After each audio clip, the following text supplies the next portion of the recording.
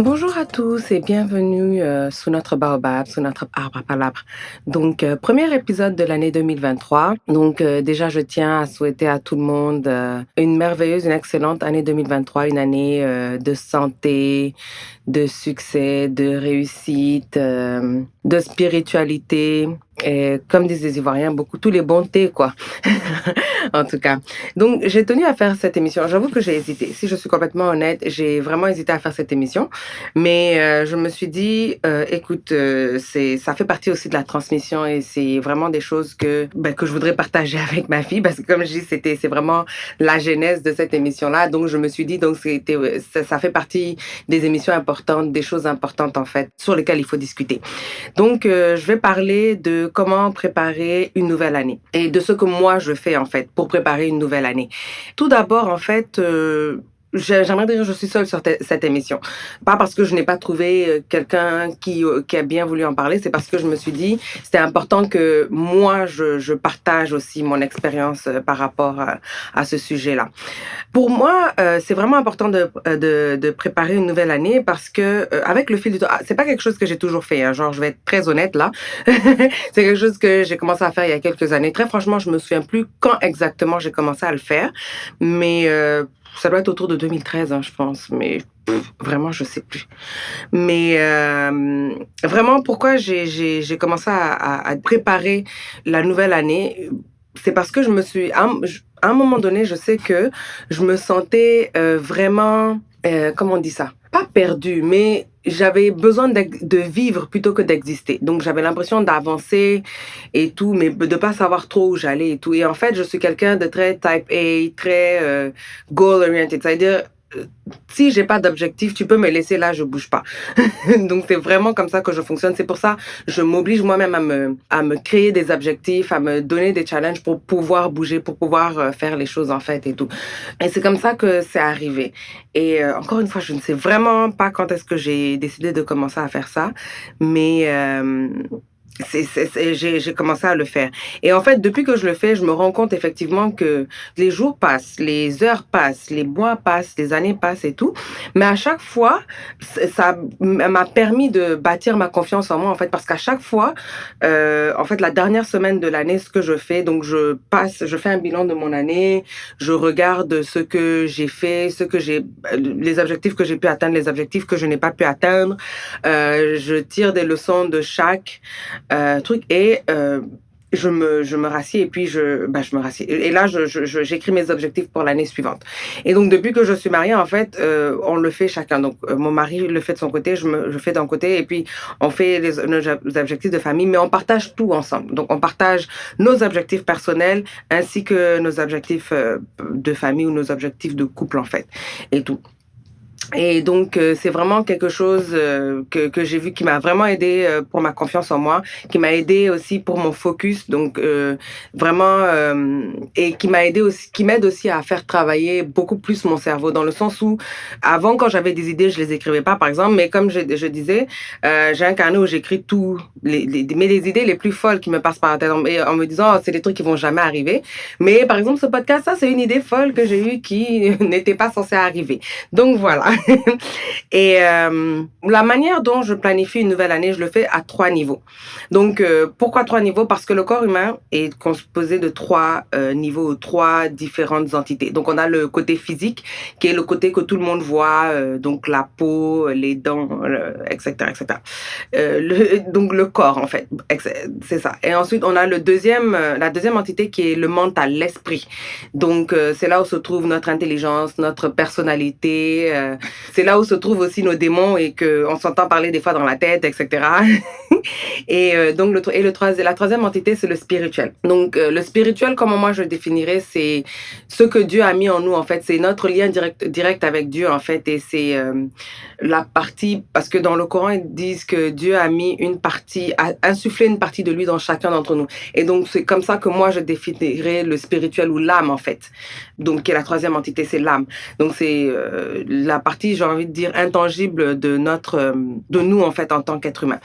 Pour chaque entité, en fait, je crée des objectifs parce que j'estime que chaque entité a besoin d'être nourrie, en fait. Et ces objectifs-là, en fait, sont la nourriture de ces entités. Donc, je ne sais pas si vous me suivez jusque-là, mais tout va faire du sens. Donc, bear with me. Donc, le côté physique, comme j'ai le côté physique, la nourriture pour le corps, c'est vraiment la nourriture parce que le corps a besoin d'être nourri. Donc, on a besoin de boire de l'eau, on a besoin de manger. Et en fait, nous, pour le côté physique, je me crée des objectifs. Donc, moi, c'est faire du sport, manger mieux, mais aussi le côté santé. Donc, faire des bilans annuels, prendre soin de ma peau, etc., etc. Donc, ça, je fais. Donc, disons que, par exemple, quelque chose que je ne faisais pas, comment est-ce que je dirais ça?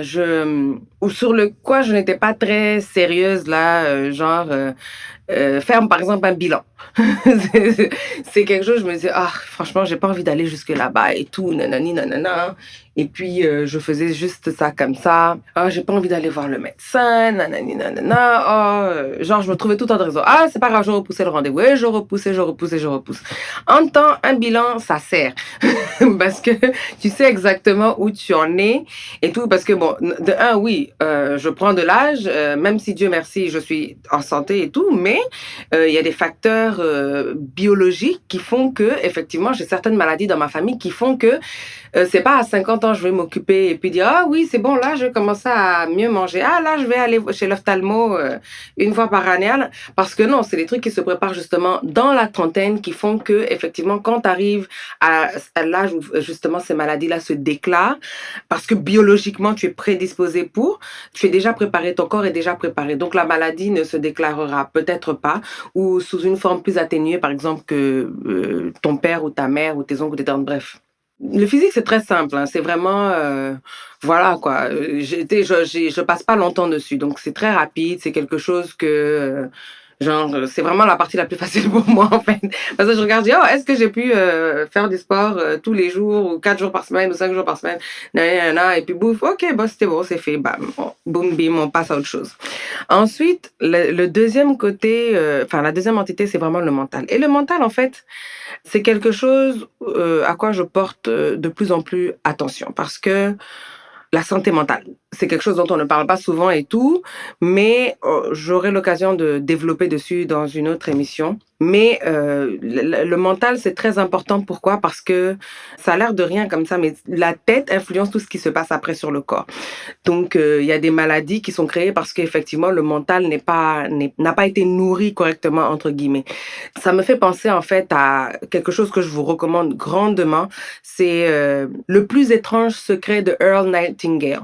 Le plus étrange secret de Earl Nightingale. C'est une mini vidéo qui est bon ça c'est en français, qui est une mini vidéo qui est sur, YouTube et en fait, il dit 2 choses dedans parce qu'il parle vraiment de comment en fait ta pensée peut changer ta vie. La manière de penser, la manière dont tu t'occupes de ton mental en fait peut changer ta vie. Ça s'appelle Le plus étrange secret. Il dit 2 choses en fait qui m'ont vraiment marquée. La première chose c'est: «The mind is the greatest unexplored continent». Donc l'esprit, la pensée est vraiment le plus grand continent qui n'a pas été exploré. Il parle aussi de what is free versus what is paid for. Donc, tout ce qui est gratuit comparativement à tout ce qui est payant. Donc, tout ce qu'on prend de l'argent pour payer. Donc, je vais revenir. Donc, le premier, c'est The mind is the greatest unexplored continent. Donc, Earl Nightingale, en fait, fait ce raisonnement que la pensée, le mental, en fait, c'est quelque chose dont, effectivement, les gens ne se rendent pas compte, ou l'être humain, en fait, ne se rend pas compte de la puissance, vraiment la puissance de la pensée. Et moi, en fait, ce test-là, je le fais tous les jours. Par exemple, ce matin, je pensais à quelque chose, mais en allant déposer ma fille, et toute l'allée et tout le retour, j'y ai pensé. Et la scène, comment je me la suis imaginée, est arrivée exactement là où j'ai pensé que ça allait arriver. C'est-à-dire que c'est tout ce qu'on manifeste se réalise. Et le coach, moi, on a parlé aussi quand on parlait de la mission de vie. Tout ce qu'on manifeste, tout ce dont on pense se réalise d'une manière ou d'une autre. Et ce matin, c'est juste un exemple, en fait, de ce que Earl Nightingale disait. Donc, ils disent, comme il dit, en fait, on parle des 5 continents, etc. Mais le plus grand continent, c'est vraiment la pensée. L'être humain ne se rend pas compte de la puissance de cette pensée-là, parce que on pense que tout ce qui est exploré à l'extérieur de nous, alors que c'est à l'intérieur de nous. Et c'est la pensée. Et la deuxième chose qu'il dit, c'est what is free versus what is paid for. Donc ce qui est gratuit comparativement à ce qu'on prend de l'argent pour payer. Et donc, il dit en fait que les gens, ou l'être humain, n'accorde pas d'importance à tout ce qui est gratuit. Mais tout ce qui doit prendre son argent pour payer, là, ça a beaucoup d'importance. Alors que devrait être complètement le contraire. Il dit, parce que quand tu remarques, tout ce qui est gratuit, c'est ce qui est vraiment, c'est ce qui est essentiel. Pas important, même essentiel. Il dit, la pensée est essentielle. La famille est essentielle. Les relations que tu as avec ton entourage sont essentielles. Mais tout ce que tu payes pour avoir, donc tu sors de l'argent pour aller payer de la nourriture ou payer des chaussures, payer des vêtements et tout, tout, tout. C'est des trucs que tu peux remplacer parce que tu prends de l'argent pour... À partir du moment où tu as de l'argent, tu peux aller acheter de la nourriture. Mais tu ne peux pas aller acheter une pensée. Tu ne peux pas aller acheter une famille. Tu ne peux pas aller acheter des relations. Mais quand je parle de relations, des gens autour de toi qui t'encouragent, qui te poussent, même des gens toxiques, hein, parce que dans les deux types, toutes les personnes que tu rencontres sont essentielles à ta vie. Elles sont là pour t'apprendre une leçon. Donc, voilà. Et en fait, ces deux concepts-là me sont vraiment restés, en fait, dans la tête. Et vraiment, c'est pour ça que pour moi, le mental, en fait, c'est vraiment le plus, j'ai envie de dire, le plus important. L'entité la plus importante pour moi. Et c'est là où je me passe le plus de temps, en fait. Parce que c'est vraiment comme un champ. Tout ce que tu y pousses, tout ce que tu y plantes, c'est ce qui pousse. Si tu plantes de la négativité, et croyez-moi, j'ai essayé.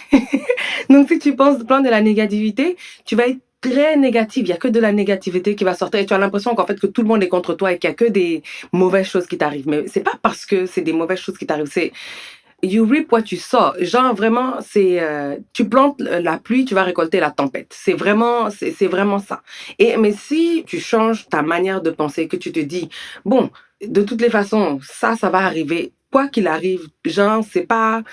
Oui, je ne contrôle pas le comment, mais je sais que ça va arriver et que tu te mets dans la positivité et que même quand quelqu'un t'insulte dans la rue, et je ne vais pas mentir, vraiment, c'est difficile, c'est encore pour moi parce que je suis très palabreuse, mais même quand certaines personnes ont des réactions négatives envers toi, tu vois plus la personne, en fait. Tu vois au-delà de la personne, en fait. Et tu te dis, bon, ben écoute, c'est parce que ça devait arriver. Et puis, bon, voilà. Parce que toute situation, en fait, c'est 90% la situation et 10% comment tu réagis. Comment tu réponds, plutôt, pas comment tu réagis. Parce que répondre et réagir, c'est différent. Mais ça aussi, on aura l'occasion d'en parler dans une autre émission. Donc, un exemple, en fait, que moi, j'ai décidé, que j'ai planifié pour le mental, c'est que je me suis dit, pour cette année 2023, moi, j'ai décidé de recommencer à lire plus. Pas parce que la télé, c'est pas bon. Mais moi, personnellement, j'ai remarqué que les années ou les périodes où j'ai passé mon temps plus dans les livres, en fait, c'est là où j'étais plus en paix mentalement comparativement à quand j'ai délaissé un peu plus les livres pour regarder la télé, en fait. Donc ça, c'est moi, un de mes objectifs, par exemple. Lire plus. Donc c'est un de mes objets et pour moi ça nourrit mon mental, ça me permet de m'évader, ça me permet de pas vivre vivre dans mon imagination, en fait. Pas vivre dans l'imaginaire mais vivre dans mon imagination et ça me permet de développer plus et puis de penser à des choses, ça ouvre mon esprit, en fait, sur moi, en fait. Donc comme je dis encore une fois, je parle de moi, ce que je fais et ce qui marche pour moi. Donc vraiment c'est à vous de définir, en fait, ce que vous pensez qui marche pour votre mental, en fait. Deuxième exemple aussi, c'est que j'ai décidé d'écrire plus. C'est comme je dis, c'est quelque chose que je ne faisais pas. Par exemple, j'ai une idée ou j'ai une pensée où je dis, oh, je vais faire quelque chose, etc., etc. Mais j'écrivais jamais. Mais maintenant, je me force, j'arrête tout ce que je fais Je prends et j'aime écrire, j'aime pas taper sur le téléphone ou autre, donc vraiment prendre un cahier, un stylo et puis j'écris. Et bizarrement, comme on dit, la vie c'est une série de cercles, donc tout ce qui commence ça se referme en fait. C'est comme un boomerang ou comme vous voulez. Donc quand tu écris quelque chose, tu oublies. Quelques mois après, tu reviens et puis tu dis ah oui j'avais écrit ça, mais pourtant ça c'est arrivé, etc. Donc vraiment c'est deux exemples de ce que moi j'ai comme objectif 2023 en fait, par rapport à mon mental.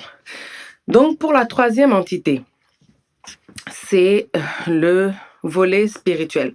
Donc, comme je dis, c'est vraiment la partie, c'est l'âme en fait, la partie intangible de nous qu'on a en tant qu'être humain. J'ai envie de dire, c'est notre lien principal avec Dieu et tout. C'est là où se trouvent nos rêves, nos talents, notre mission de vie en fait et tout. C'est vraiment une partie de Dieu, selon moi. Donc, c'est là où Dieu a insufflé une partie de lui en fait en chacun de nous. Donc, et cette partie aussi a besoin d'être nourrie, en fait.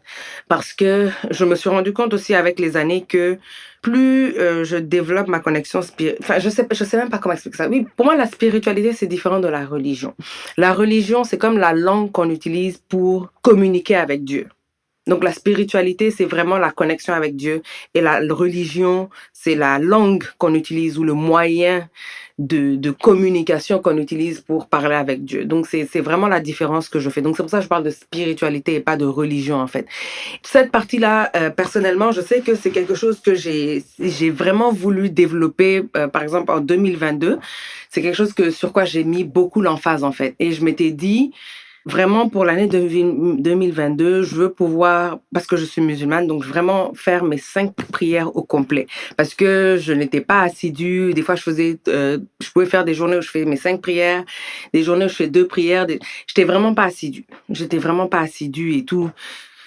Des fois où je me trouvais tout le temps des raisons pour pas prier. Et je me suis rendu compte que j'étais tout le temps fébrile en fait. Tu sais, j'avais une nervosité, comme on appelle, sous-jacente là, où j'étais tout le temps genre un peu énervée, tout le temps, enfin pas énervée, c'est vraiment de la nervosité, peur de tout, genre jamais tranquille en fait et tout, genre ce sentiment là où tu as l'impression quelque chose qui va arriver. Tu es là mais tu n'es pas tranquille en fait. Voilà, c'est tranquillité, c'est vraiment le mot.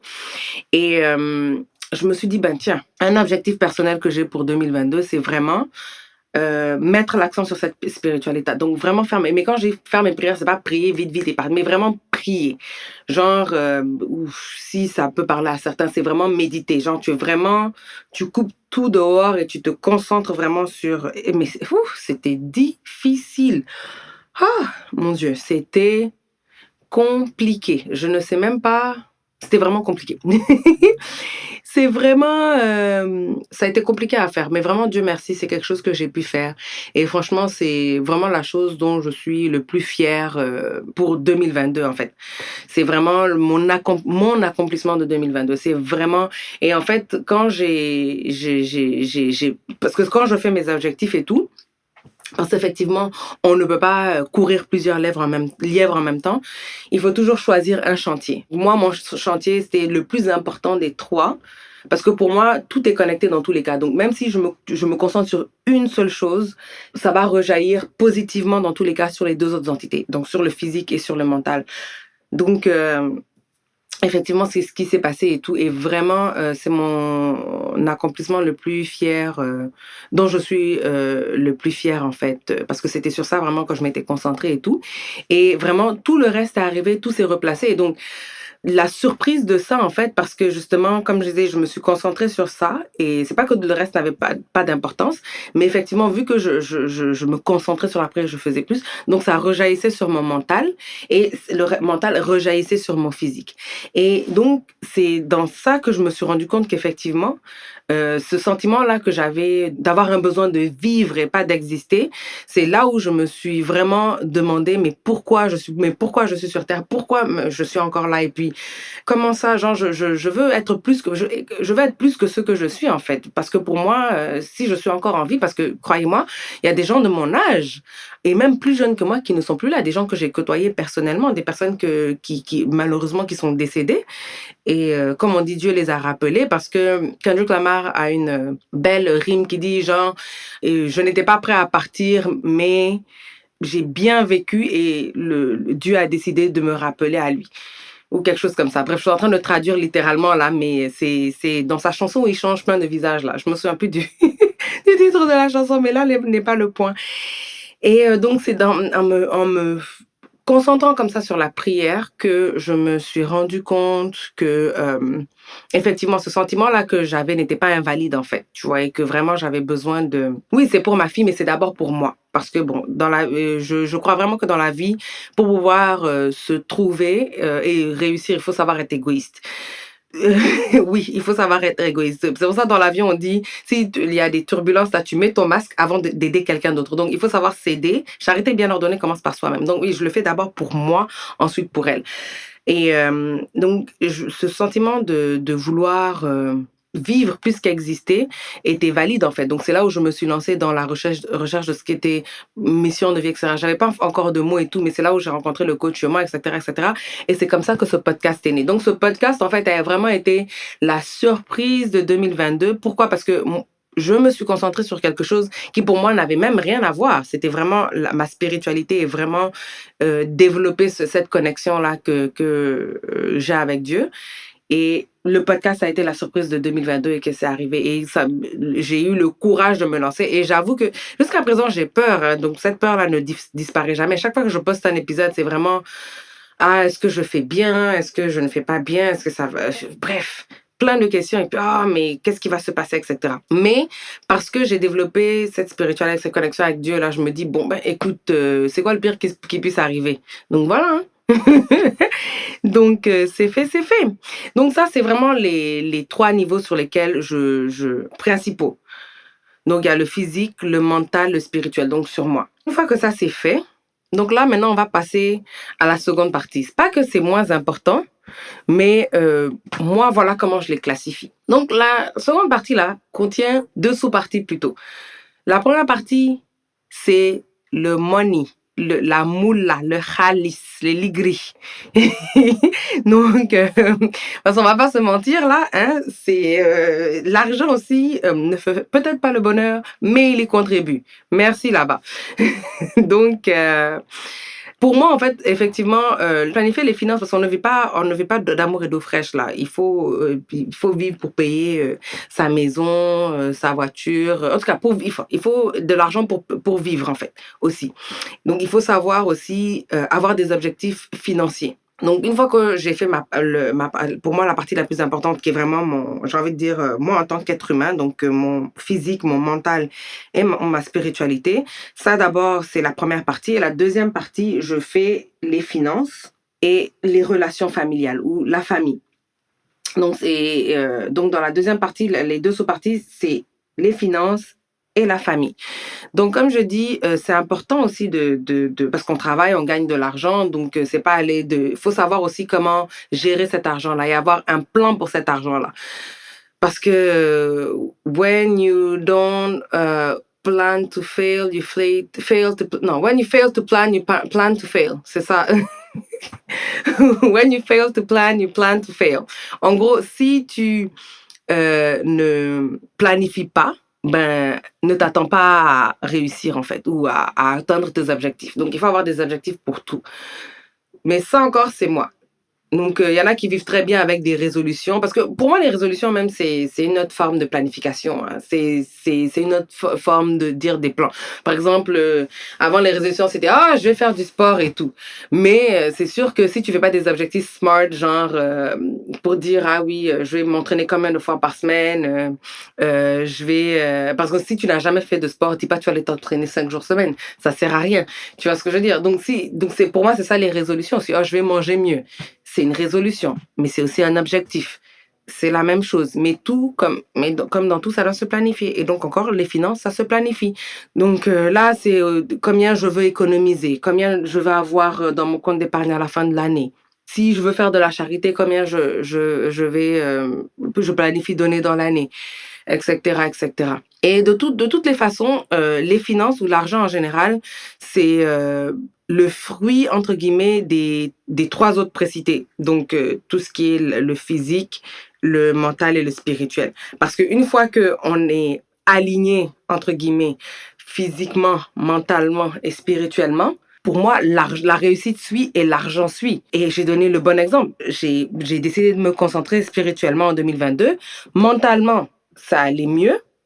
Physiquement, ça allait mieux. Et le résultat de tout ça, voici le podcast.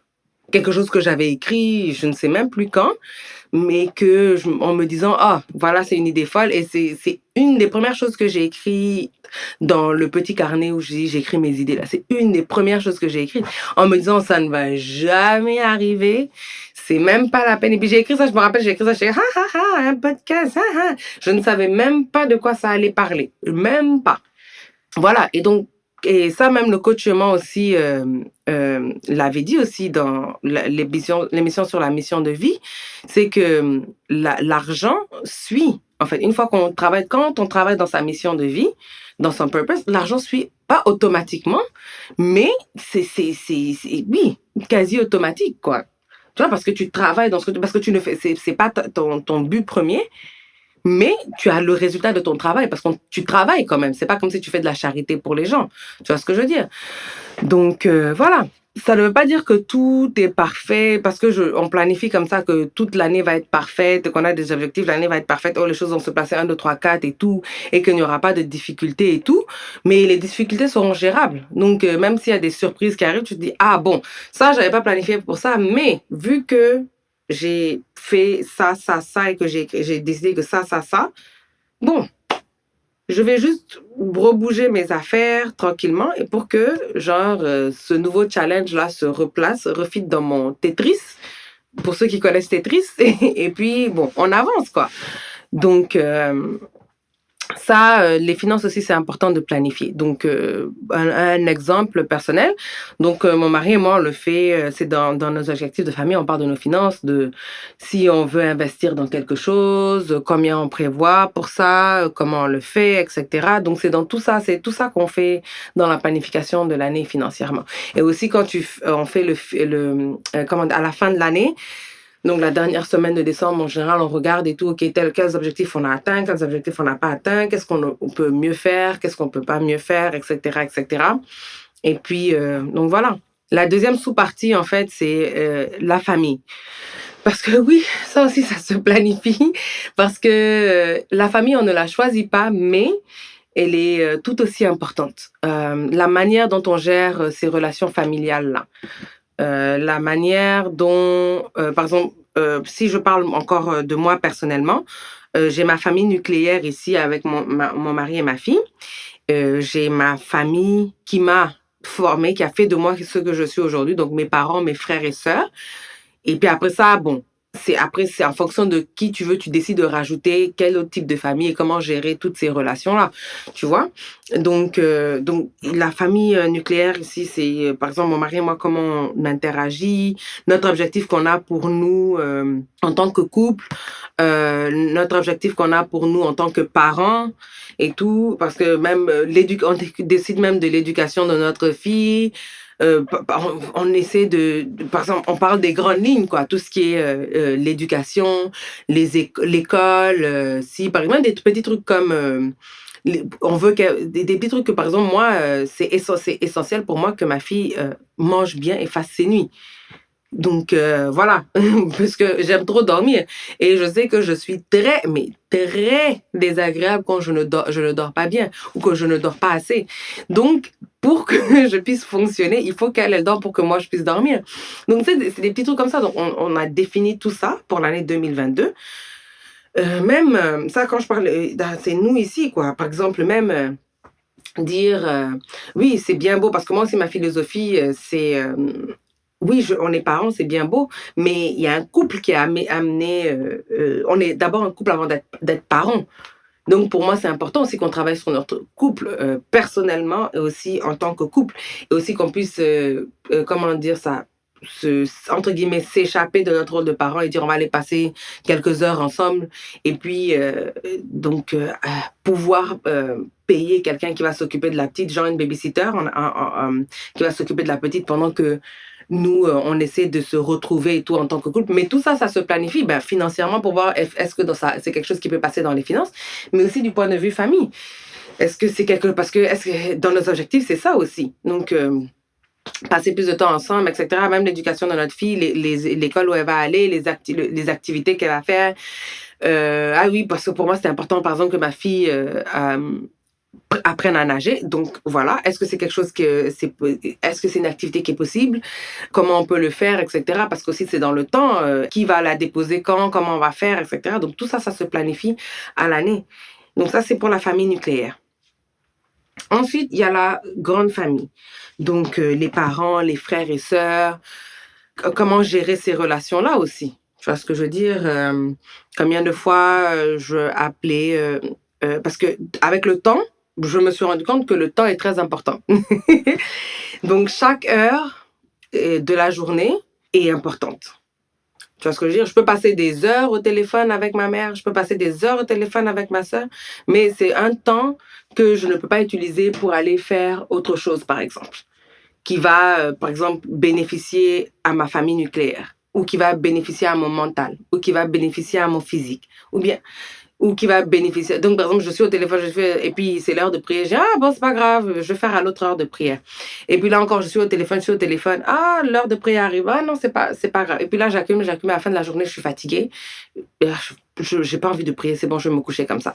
Donc, le temps est très important. Donc, comment je planifie ce temps-là pour passer du temps de qualité avec ma grande famille.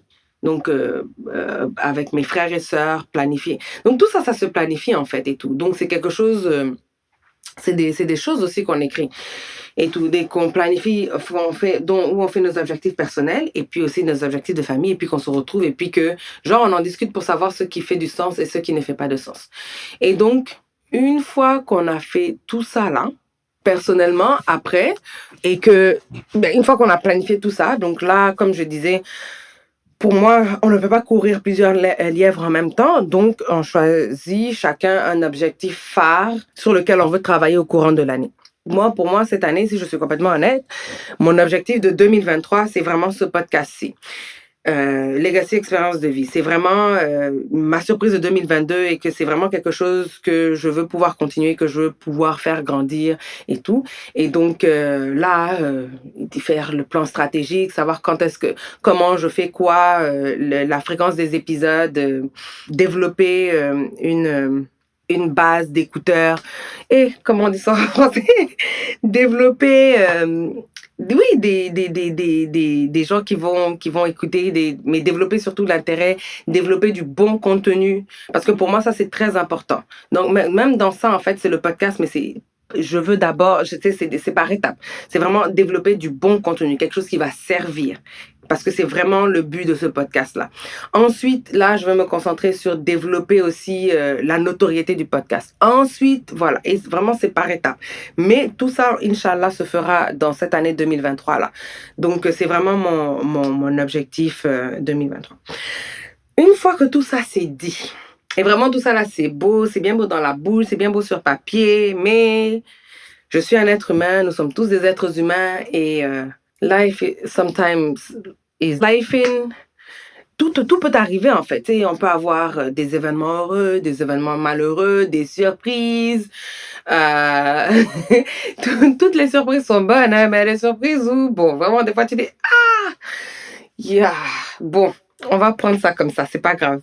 Bref, il y a des choses que moi-même je me suis écrites et que tous les matins, en fait, je me rappelle, en fait, parce que je peux être très rigide, j'avoue. Je pense en fait c'est le cas de toutes ces personnes-là qui font beaucoup de listes, qui planifient beaucoup. Parce que on est très rigide dans le plan, en se disant ah ça doit être A ensuite B ensuite C. Ça peut pas être C ensuite D ensuite A ensuite on revient à E après. Non, une fois que tu fais ça et moi pendant longtemps. J'avoue que c'est quelque chose, et même jusqu'à aujourd'hui un peu, hein, c'est quelque chose, ça me fatigue. Genre, si c'est pas A, B, C, D dans l'ordre dans lequel je l'ai écrit là, si B ou C arrive en premier, hey, je suis foutue. C'est-à-dire que je suis perdue, je ne sais même plus comment réagir. Donc, ceci étant dit, quelque chose qui est très important une fois qu'on a fini de faire ses résolutions ou ses objectifs, ou bien planifier son année, en tout cas préparer son année, des choses très importantes à garder en tête plutôt. Il faut être flexible. Il faut être flexible. C'est quelque chose de très important. Donc, comme moi, j'ai l'habitude de m'auto-flageller. Comme je dis, quand il y a A, C arrive avant A et tout, que c'est pas arrivé dans l'ordre dans lequel j'ai écrit là, ah, vraiment, ça me met chamboule complètement. Donc, et après, donc, ça rentre dans de l'autoflagellation et tout ça là. Donc, vraiment, apprendre à être flexible, apprendre à être moins dur avec soi-même. Beaucoup être très comme patiente et puis compréhensible. Vraiment, il faut que c'est quelque chose en fait que je me parle à moi-même aussi en fait. Il faut que j'apprenne à être plus patiente et plus compréhensive et plus douce et plus tendre avec moi-même en fait. Parce que si je suis mauvaise avec moi-même, c'est vraiment les gens ne peuvent pas être bien avec moi. Parce que franchement, c'est tout ça aussi. Et c'est ça aussi c'est pour ça que c'est important de le planifier le mental en fait. Parce que tout ça fait partie de ça. Donc vraiment, apprendre à être plus flexible, apprendre à être moins dur avec soi-même, apprendre que oui, c'est normal de tomber. Et ça va arriver de tomber. Et ça fait même partie du processus. Mais c'est pas le fait de tomber qui est important, c'est le fait de se relever. Parce que si tu tombes et tu restes par terre en disant, OK, ça y est, c'est fini, bah écoute, je suis tombée, hein, c'est que la course est finie. Pendant que les autres sont en train de courir là-bas, non. Même si on enlève les autres, quoi, parce que on est dans une course, chacun d'entre nous est dans une course tout seul, en fait. Tu vois ce que je veux dire? Donc, tomber va arriver. Tomber va arriver. À partir du moment où tu bouges ou oui, que tu bouges pour aller vers un objectif, tu vas forcément tomber. Il y a aucun, et ça, ça fait partie. Et même, encore une fois, je fais encore référence à cette émission-là. Le coach en a parlé dans l'émission sur la mission de vie.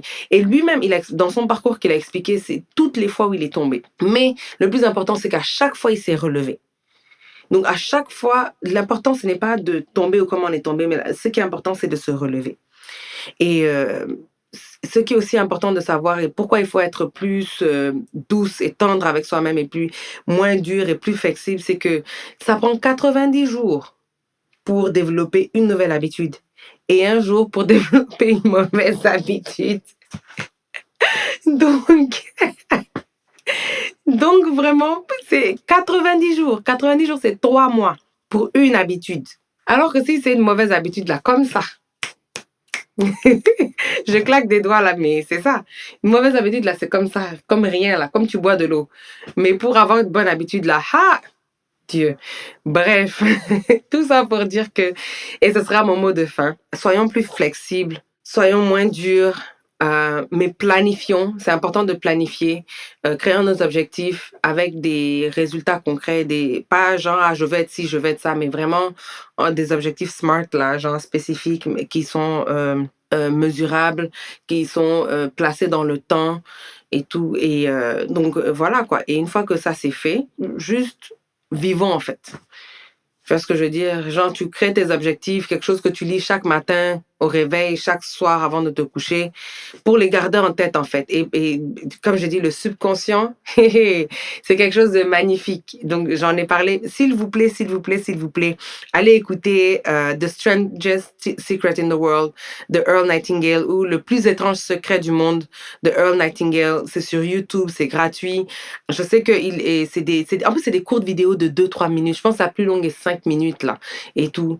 Et franchement, vous allez comprendre pourquoi, en fait, le subconscient c'est vraiment important de planifier le mental et tout, donc, qui est le subconscient. Et donc, c'est important aussi de tout planifier et puis de lire, comme je dis, chaque matin et chaque soir. Et ça travaille dans la tête. Et sans qu'on s'en rende compte, et comme on appelle, ça a les impacts que ça doit avoir.